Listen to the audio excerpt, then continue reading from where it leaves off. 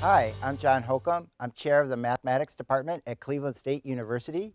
In one of my previous videos, I talked about the growth of careers in statistics and what the salary might be in those fields. In this talk, I want to talk about some of the things that statisticians actually do. What kind of projects do they work on? What do they engage with? There's a large variety of things that statistics is used in, including the environment, government jobs, things to do with health and medicine, business, and the physical sciences. So let me talk a little bit about some particular projects in many of these areas. For example, in the environment, data is collected and statistics are used to help us understand what's going on in the world we live. We're looking at alternative energies. We have to measure their effectiveness. We have to measure and estimate their potential. Are they going to meet current demand? Are they going to meet future demand? Those are some of the things that statistics can help answer. Here in Northeast Ohio, we've been involved in brownfield reclamation for a long time. Well, it's environmental statistics that helps us decide if that soil is safe for redevelopment and for humans to live on. Statistics is involved in water safety and determining if we can actually drink the water, is it safe for us and our children? And even climate modeling. How can we know what's going on in the past and predict the future? Medicine has long been a place where statistics is used. We use statistics to help us decide, is one therapy better than another? How do we know? Well, we have to design experiments where patients receive one treatment and patients in another group receive the other treatment. We don't know for sure that the new treatment is necessarily better. We certainly don't want to hasten death. We want to make sure that our therapy actually works and that it makes our quality of life better and higher. Also, there's been great advances in understanding human genetics and the human genome. Are these going to lead to new therapies? Are these going to lead to new medicines? Well, statistics is part of the answer for that very important future. Social justice. If we think about making the world a better place, we know that movements in the last few decades, we need better data to understand where is injustice happening, where is inequity happening, and what can we do about it? Well, data and statistics is an important part of understanding the magnitude of the problem, determining if we're making any progress towards a solution, and where do we go in the future. Business makes great use of statistics and data.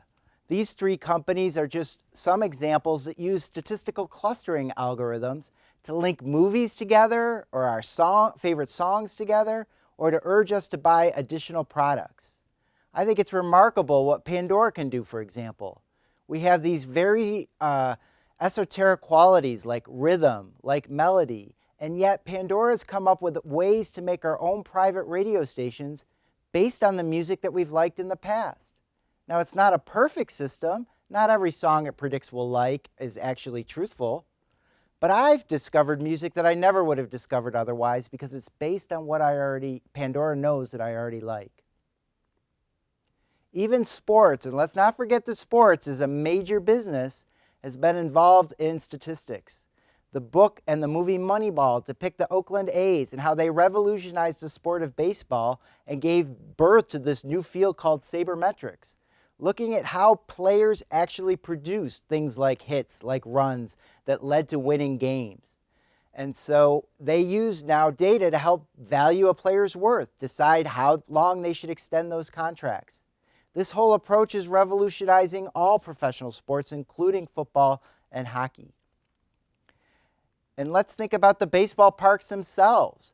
They're using statistics to manage the ballparks and sports arena management. Let's take something as silly as Hot Dog Day, a sports promotion day. Well, we need to predict how many fans can we expect at the ballpark that day. If we order too many hot dogs, we've wasted money. If we don't order enough hot dogs, then we're going to have some angry fans. And then we lose potential customers. That's not something that business wants to do.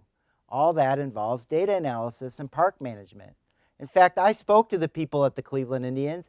They even have a device that they put on voluntary fans to track eyeballs. Those devices will tell a sponsor how many times a fan looks at a billboard on the Jumbotron. That's how they can figure out how much to charge for those ads, and that involves statistics as well. Even parks like Walt Disney World are making use of data analysis all the time. They are trying to make the park experience as rich and delightful for their fans as possible because they think a happy customer spends more money and comes back and spends more money. And so they're looking at things like how long the wait times are in the certain rides and how long the wait times are at restaurants. They're even looking data at such a micro level that they're watching how long it takes for a table to turn over at its restaurants.